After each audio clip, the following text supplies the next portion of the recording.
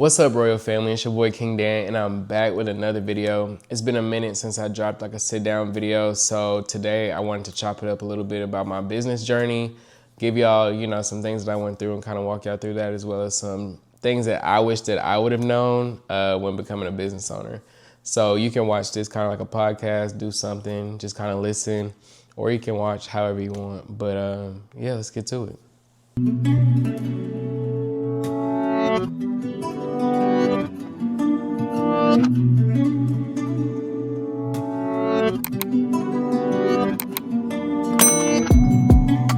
So starting off young, I have always really wanted to be a business owner. My first business, nobody's gonna believe me, my first business was actually like when I was probably like 10 or 11. I started a lawn mowing business, and my only employee was actually my dad, which is funny.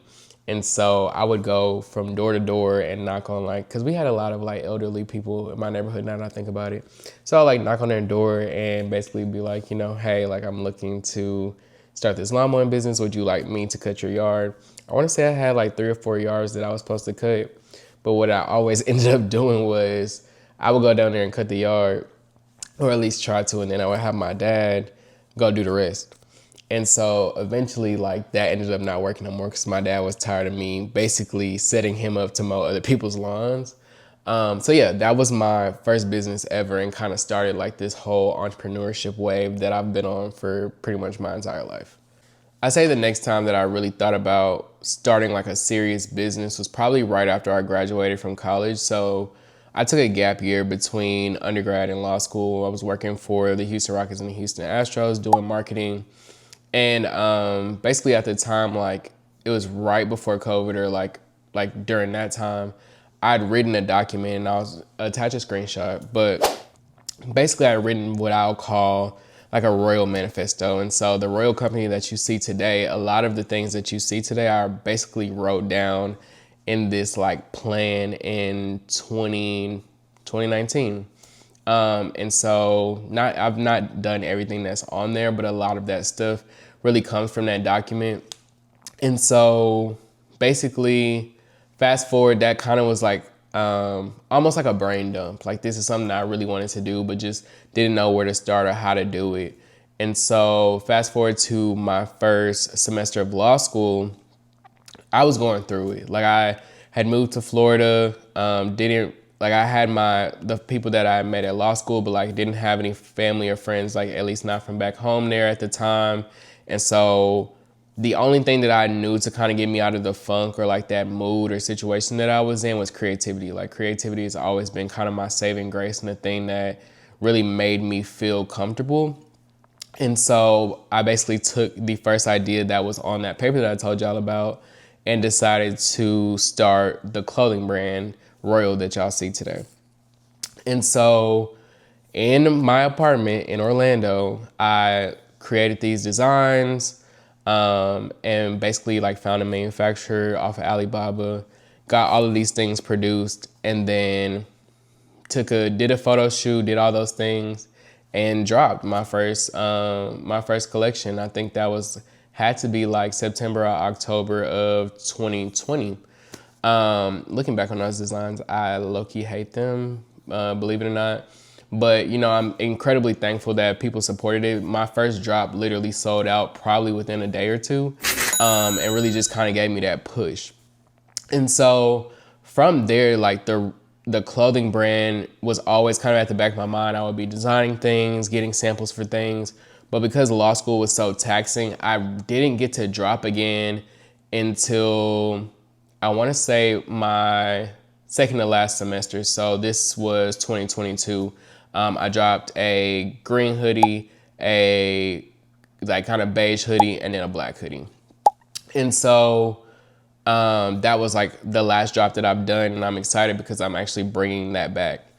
But in the middle of that kind of, I'd say like that break between like dropping clothes, I had this idea for our creative marketing agency. And so jumping back to how I kind of told y'all, like I have a background in marketing. So in undergrad, I worked for our student center. I worked for a variety of different departments around College Station, which is where I went to school. And for a brief period of time, I also worked with our athletic department, just doing marketing for them. And so marketing was always just kind of something that I was tapped into. Well, when I met my girlfriend in 2018, but we started dating in 2019, she was in her last year of school, but she was also a marketing major. But her kind of focus was more so on the analytical side, like the paid advertising and things of that nature.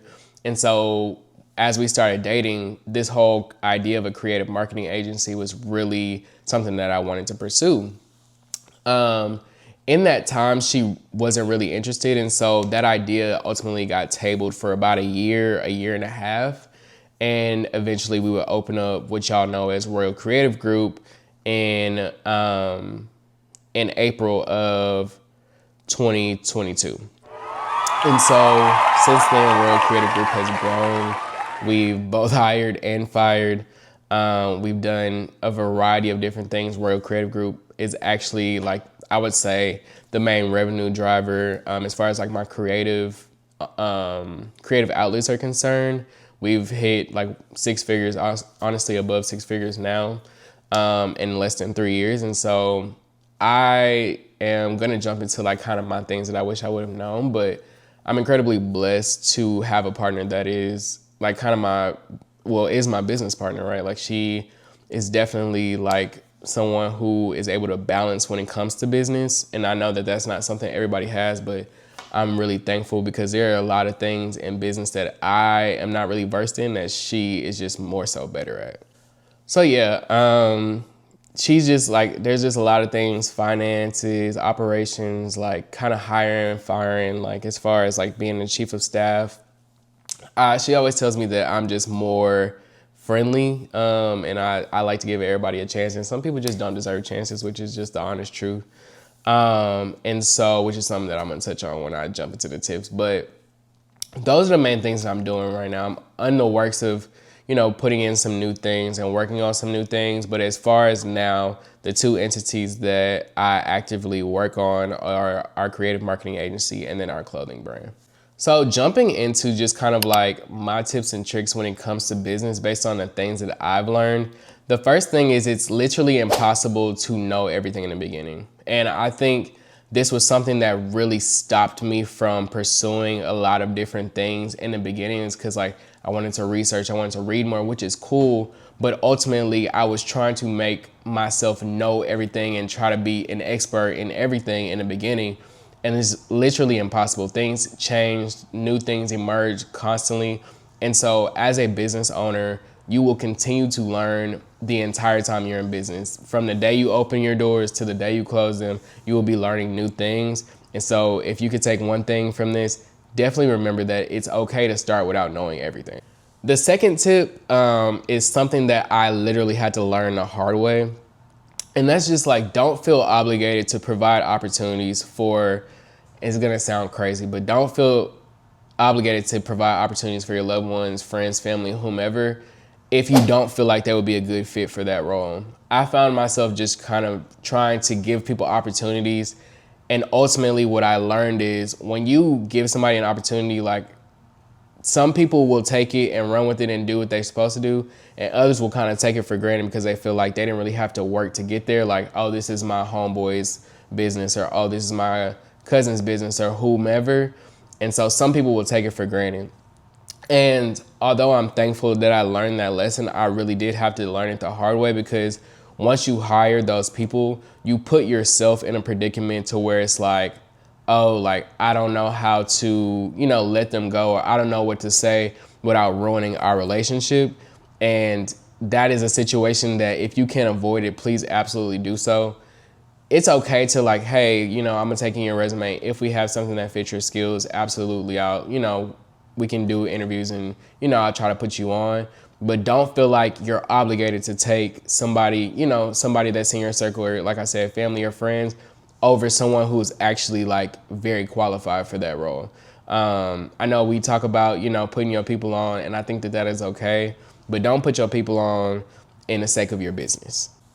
The next thing is slow and steady growth wins the race. I think starting off, I wanted to do everything. I wanted to host events. I wanted to put out as many pieces of clothes as possible. I wanted to have standing inventory. I wanted to hire XYZ amount of people. First of all, in the beginning, we didn't have the money to do that. I'm gonna just keep it a book. So that was kind of insane for me to want to do. Second of all, it don't really have to be all that. You have to allow yourself time to grow your business organically without trying to basically go within your reach or beyond your reach at that point. And so it's okay to do those things. But what I had to learn is you have to create plans or strategic plans for your business. That's another big thing that you should always have. Create a strategic plan for your business so that over time you can host those things, like have an event or do a new drop or do whatever, but do it when it makes sense. Because ultimately you can dig yourself in a big hole. You can jump the gun and do something that will ultimately harm your business like long term. And so really think hard about the development of your business. Like, don't try to shoot for the stars immediately, because that could ultimately create something that you won't be able to get out of. The last couple things I would say are like generally money related. And I think every business is different. So this is just some things that we've thought about and like really have tried to implement in our businesses. The first one is be smart with personal disbursements, right? Like when you're thinking about paying yourself, yes, absolutely. Like when you can do it, do it. But truthfully, I didn't pay myself for the first 2 years of business. Like all the proceeds, all the profit, revenue, all of that stuff went back into as an investment into the business. It wasn't until we built the business up and were able to have enough incoming revenue to where it would be comfortable for me to pay myself. And, you know, myself and my business partner, my girlfriend, it wasn't until we built up that revenue to where we started paying ourselves. Like you have to be really smart and be very intentional about when you start that, because you don't want to start too early and then all the money that could have been invested goes to waste, because now you've kind of stunted the growth of your business because you started paying yourself way too early. The next two things kind of go hand in hand, and it's taxes. This is something that I wish somebody would have told me. Obviously, you know, going to business school and all of these different things, yes, you know about taxes. But what I learned the hard way, originally, our business was a single member LLC. I'm not sure how familiar y'all are with those, but the moral of the story is when you are a single member LLC, or at least when you started that way, the revenue and the profits from your business go on your personal taxes. Yes. And so ultimately, our first 2 years, I ended up paying like hella money because of that. So the two things that I took out of that, the first thing is always save money for taxes, right? Like as you get, you know, whether it's an invoice or you're selling products or whatever it is, put money aside, whether it's 20, 30%, whatever it may be per invoice or per product that you sell, so that when tax season comes around, if you do have to pay, make sure you pay and you have that money already there so you don't have to worry about anything. The second thing is think about tax write-offs. I know a lot of these internet gurus are trying to tell y'all that everything is a write-off. Please be careful. Please be careful. I really can't stress that enough. Like some of these people out here, they're gonna steer y'all wrong and y'all gonna end up, the IRS gonna be knocking at y'all down. Please be careful when you're talking about tax write-offs. Not everything is a write-off.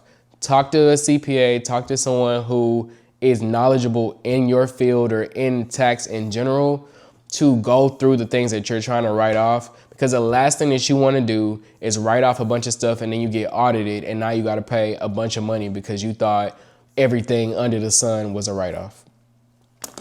But yeah, y'all, that's my business journey and just some quick tips and tricks that I've thought about and things that, you know, I wish I would have known. I'm going to do more content like this. I think it's really important. One of my biggest things this year is really providing value-based content. And I feel like I've learned a lot through my creative career, my business career, and then my law career as well.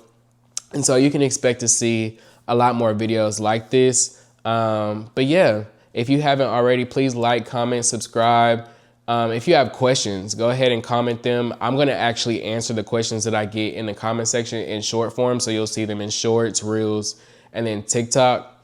But yeah, until next time, I appreciate y'all. It's your boy King Dan, and I'm signing out.